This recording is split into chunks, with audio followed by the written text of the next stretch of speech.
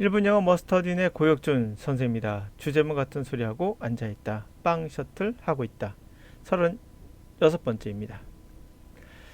자, 주제문은 말씀드렸다시피 전체 지문에서 우리가 한 지문을 핵심 지문으로 보고 들어가는 거죠. 그렇지만 이게 선택지에서 들어갈 때 전혀 읽지도 않고 뒤에 있는 것을 우리 확신도 가지 않은 상태에서 답을 선택한다는 건 무모한 거죠. 빵 셔틀하는 거와 다를 거 없습니다. 친구가 아무 설명도 없이 그냥 빵 사와 하니까 빵 사온다. 그렇게 우리는 납득이 되지 않는 상태에서는 행동에 옮길 수가 없는 거죠. 바로 확신과 관련되어 있는 거예요. 납득은 곧 확신입니다.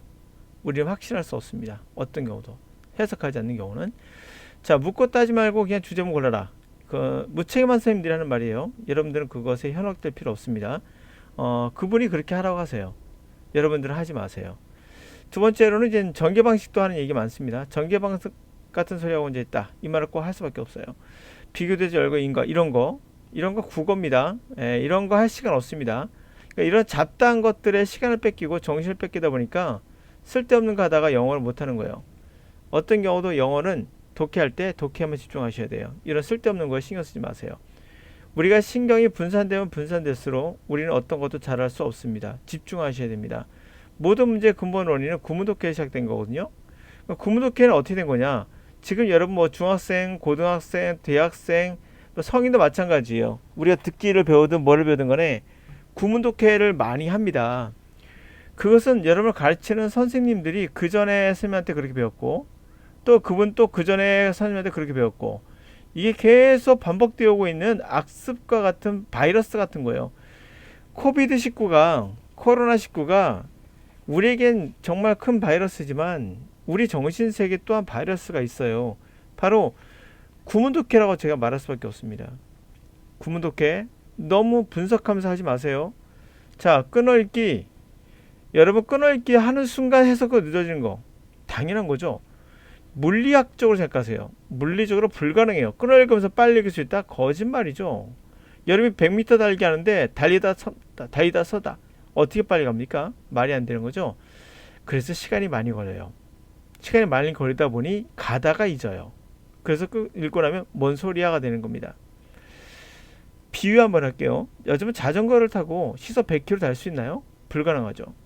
만약에 수능, 공무원, 어떤 뭐 듣기 뭐든지 정해져 있는 속도가 있어요. 그 속도보다 빨라야 됩니다.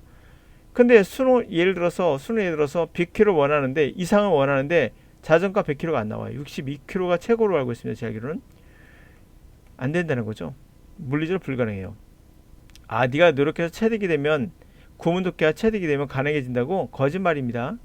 그렇게 말하는 선생님들도 본인 직접 한번 해보라 하세요. 절대 안 됩니다.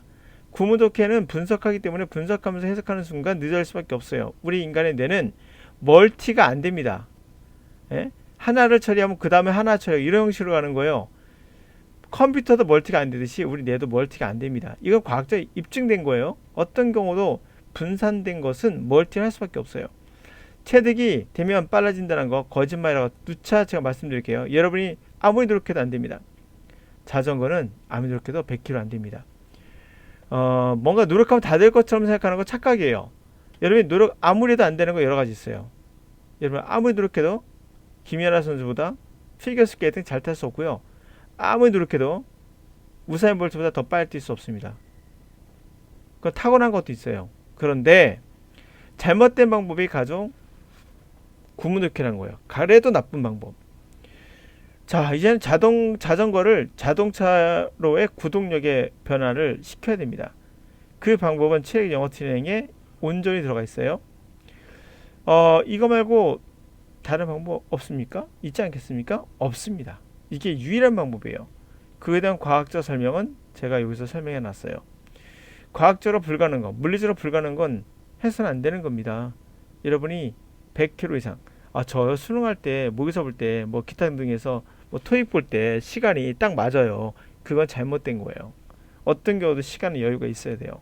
수능 같은 경우는 10분 정도가 남아 있어야 그럭저럭 잘했다고 볼 수 있는 거예요. 물론 하나야 두 개 이상 틀릴 염려는 없어야 됩니다.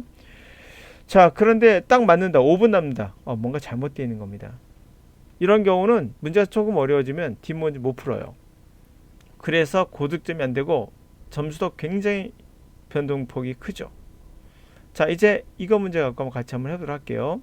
요지 문제인데요. 자, 주제목 골라보실래요? 어때요? 그런 생각하는 게 얼마나 한심한지 아십니까? 그냥 영어예요. 뭐 주제목을 고릅니까? 전개방식 골라보세요. 뭔 소리 하는 거죠? 그게 영어입니까? 아무것도 아니에요. 그런 거에 현혹당하지 마세요. 촌스러운 거니까. 갑니다. 조경, 땅을 가꾸는 것. 조경이라는 건 자연스럽고 아름다운 방법이에요. 당신의 홈을 좀 더 편안하게 만들고, 그래서 에너지를 줄여주는 거. 에너지 청구서를 줄여주는 거. 잘 놓여진 나무들은 효과적인 그림자를 주고, 그리고 전반적인 그런 에너지 청구서를 줄여줍니다. 뭐라고들 하냐면 단지 세 그루 나무만으로도 적절하게 집 주변에 놓여지면 에너지를 절약할 수 있대요. 가정의 에너지를 보통 가정의 에너지를 100에서 250달러 정도 사이에 냉방 에너지 비용을 줄 수 있다고 합니다. 1년간 연간. 자, 여름달 동안에는 가장 효율적인 방법은 너의 집을 쿨하게 만드는, 그것은 프리벤트, 막는 거예요. 열이 빌드업 되는 걸. 우선은 빌드업 되는 걸 막는 겁니다. 제1의 소스, 열이 빌드업 되는 제1의 소스는 바로 햇빛이겠죠. 당신 지붕이나 벽이나 창문을 통해서 흡수되는 빛. 그래서 조경이라는 게 또한 블록, 그렇죠? 막아주고 흡수해줘요.